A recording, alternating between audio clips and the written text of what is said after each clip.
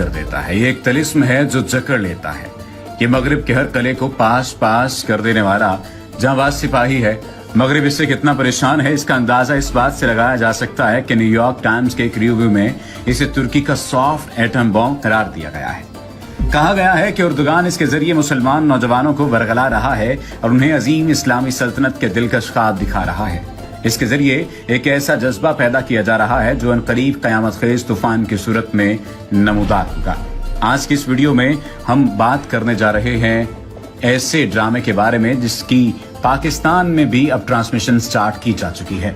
दरअसल बात यह है कि इस ड्रामे के जरिए मुसलमानों की बुज़दिली और एहसास कमतरी को खत्म किया जा रहा है। इन्हें अपनी तहजीब पर फख्र करना सिखाया जा रहा है और सूफिया किराम से ताल्लुक कायम करने के लिए इन्हें शेख मोहिउद्दीन इब्न अरबी की मजालिस दिखाई जा रही है। इस वक्त ये ड्रामा दुनिया के 60 से ज़ायद ममालिक में टीवी चैनल्स पर दिखाया जा रहा है। मेरी नजर में ये ड्रामा इस्लामी इनकलाब का एक अजीम दाई है और मुस्लिम नौजवानों को जरूर ये ड्रामा देखना चाहिए। अगरचे इसको मुकम्मल इस्लामी ड्रामा नहीं कहा जा सकता क्योंकि इसमें बाज़ सीन ऐसे हैं जो काबिल एतराज हैं, लेकिन इसकी भी एक वजह है। दरअसल ये तारीख है, इसमें जो कुछ हुआ वही कुछ दिखाया गया है, लेकिन ऐसे सीन आटे में नमक के बराबर हैं। अब बात करते हैं आखिर इस ड्रामे में क्या दिखाया गया है। ये ड्रामा तुर्की के एक खाना बदोश कबीले काई पर बनाया गया है जिसके पास फकत 2000 जंगजू थे, लेकिन ये जुर्रत व बहादुरी में अपनी मिसाल आप थे। यहाँ तक कि सलीबी और मंगोल भी इनसे फिक्रमंद रहते थे। अर्तुगरल कबीले के सरदार सलमान शाह का बेटा था। ये बेखौफ और निडर मुसलमान था। ये इस्लामी इत्तेहाद का अजीम दाई था। ये काफरों की हर एक साजिश को नाकाम बनाने वाला अजीम हीरो था। इस ड्रामे में ईसाइयों की साजिशों को बड़ी तफसील से दिखाया गया है। आलमे इस्लाम की नाइत्तेफाकी भी बड़ी ईमानदारी से दिखाई गई है और मुसलमानों में छुपे गद्दारों को भी बहुत एहसन अंदाज से दिखाया गया है। इस ड्रामे को देखने के बाद आप भी जरूर सोचेंगे कि आखिर क्यों यूरोप हमारे बच्चों को पोलियो के कतरे पिलाने पर इतना जोर दे रहा है। ये भी मालूम हो जाएगा कि मुसलमानों की आपस की लड़ाइयों से कौन किस किस तरह फायदे उठा रहा है। अगर आप तलाश करेंगे तो आज भी आपको इस ड्रामे के किरदार जगह जगह नजर आएंगे। इस ड्रामे के मुतालिक किए गए प्रोपेगेंडे फैलाए गए तो इसके मुतालिक रजब तैयब एर्दोगान ने फकत एक जुमला कहा था, जब तक शेर खुद अपनी तारीख नहीं लिखेंगे तब तक शिकारी ही हीरो बने रहेंगे। दूसरे सीजन की शुरुआत होती है जब अर्तुगरल का खाना बदोश कबीला अनातोलिया हिजरत करते वक्त मंगोलों के हत्थे चढ़ जाता है और खुद अर्तुगरल की बातें और इसकी बीवी कबीले से बाहर घोड़ों को पानी पिलाते हुए मंगोलों के सामने आ जाते हैं। अर्तुगरल बीवी को भागने का कहता है और खुद मुकाबला करने लग जाता है, मगर मंगोल जो अपने सरदार से उसके जिंदा पकड़े जाने का हुक्म लेकर आए होते हैं उसको जिंदा ही पकड़ ले जाते हैं और यूं अर्तुगरल को तकालीफ और अजाबों के जान गुसल सिलसिले से गुजरना पड़ता है। इस सीजन में भी पहली 10 अक़सात भरपूर हैं। इसके बाद कबायली चपलिश का एक लंबा सिलसिला शुरू हो जाता है जो 25 अक़सात तक चला जाता है।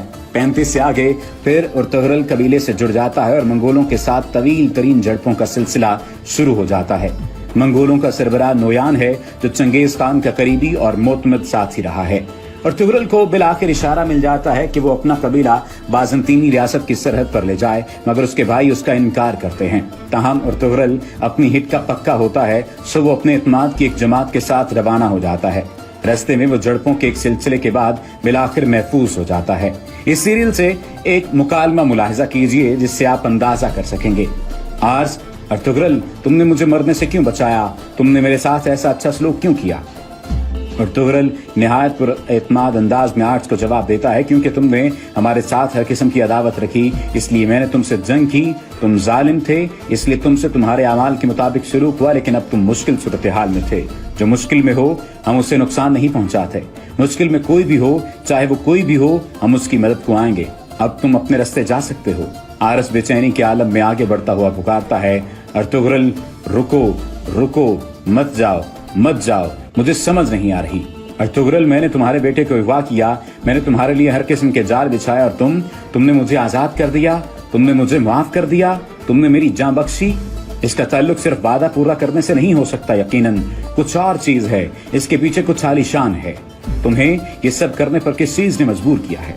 अर्तुगरल जवाब दो। अर्तुगरल 2 कदम आगे बढ़कर आरस के करीब आकर जवाब देता है, मैं तुम्हें पहले ही बता चुका हूँ आरिस, अगर मैं अपने नफ्स की सुनता तो मैं बहुत पहले तुम्हारे टुकड़े कर चुका होता, लेकिन मेरा ईमान मेरे नफ्स से ज्यादा बरतर है। मेरे दीन ने मुझे ये करने का हुक्म दिया है। ये मैंने अपनी नफ्स की ख्वाहिश से नहीं बल्कि अपने दीन के फरमान पर किया। حارث نے کہا کہ اس صورت میں چونکہ یہ تمہارے دین کا دستور ہے پھر تمہارا دین ہی سچا دین ہے، اور اگر تم اپنے غصے اور جذبات پر نہیں چلتے بلکہ تم اسی طرح پیش آتے ہو جیسے تمہارا دین طلب کرتا ہے پھر تمہاری مخالفت کی کوئی وجہ نہیں۔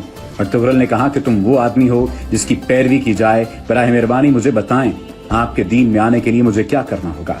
ارطغرل حیرانی کے عالم میں حارث کو مخاطب کرتا ہے، کیا واقعی حارث ایسے فیصلے لمحوں میں نہیں کیے جاتے؟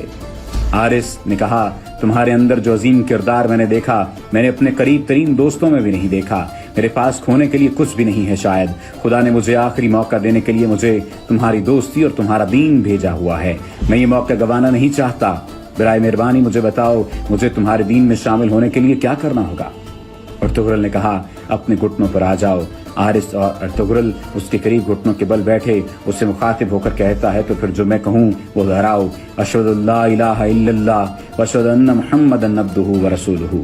تیسرا سیزن تب شروع ہوتا ہے جب ارطغرل اور اس کا قبیلہ اپنے مقام پر پہنچ کر 2-3 سال گزار چکا ہوتا ہے۔ وہ سخت تنگی اور اسرت کا شکار ہوتا ہے، مگر ارطغرل اور اس کے جانباز آہستہ آہستہ ہانلی بازار پر قبضہ کر لیتے ہیں۔ یوں ان کی معاشی حالت تو مضبوط ہو جاتی ہے، مگر ایک بار پھر اس کے عیسائی حریفوں اور حلیف قبیلے کی غداری کے مسائل چھڑ جاتے ہیں۔ یہ سیزن بڑی جھڑپوں کا ایک شاہکار ہے۔ پہلے 2 سیزنز میں چند مواقع چھوڑ کر باقی جگہوں پر ارطغرل کے اپنے 3 جانباز ہی ساتھ ہوتے ہیں، لیکن اب جب ارطغرل قبیلے کا سردار بن چکا ہے تو بہت سے نئے قابل جنگجو بھی سامنے آ جاتے ہیں۔ تاہم ارطغرل کی اپنے جانبازوں کے ساتھ مل کر جو لڑائی کا ایک خاص انداز ہوتا تھا کہ ایدر اللہ، الہ اللہ اور حق اللہ کے نعروں میں جب وہ میدان میں کودتے ہیں تو بیمار جسم میں بھی بجلی پیدا ہو جاتی ہے۔ وہ منظر واقعی بے مثال ہوتا ہے۔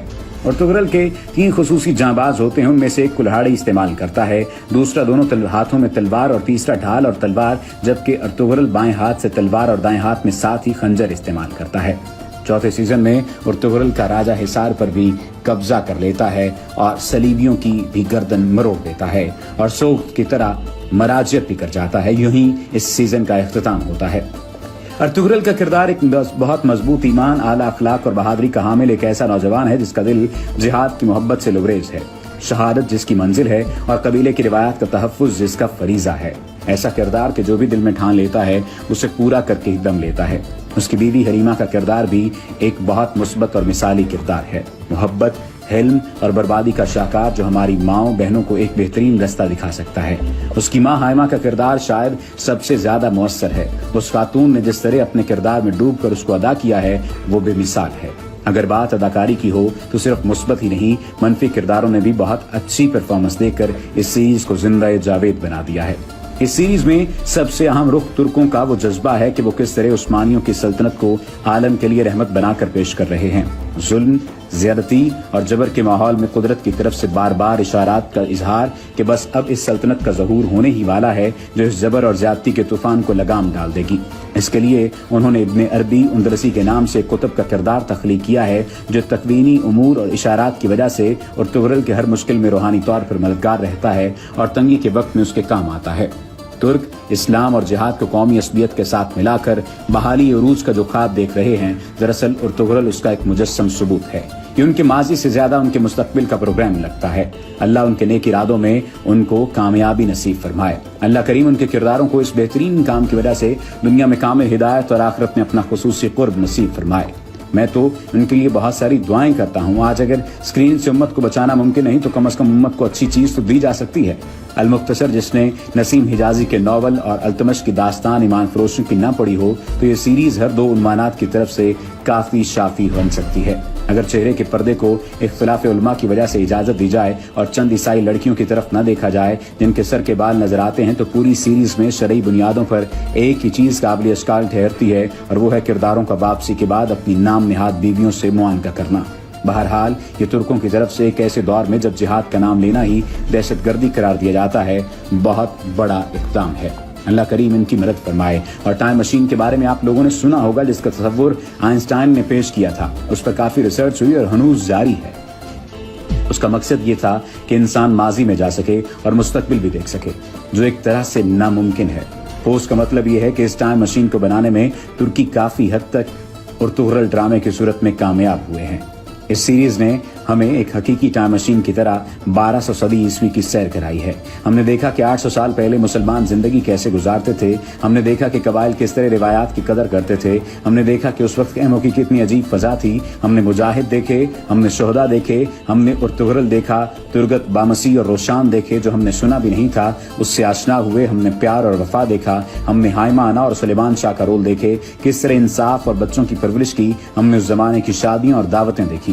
ہم نے چنگیز خان کے ظلم دیکھے جو اب تک صرف سنتے آ رہے تھے. ہم نے ہلاکو خان اور برقع خان دیکھے. ہم نے ابن العربی اور سفید داڑھی والے دیکھے. ہم نے مسلمانوں کے جنگی مہارتیں, جال بچھانا اور جال توڑنا دیکھے. اور ہم نے خطوط کے ذریعے پیغامات بھیجنا دیکھا. ہم نے وہ زمانہ دیکھ لیا جس زمانے میں موبائل فون اور دیگر نئی ٹیکنالوجی نہیں تھی.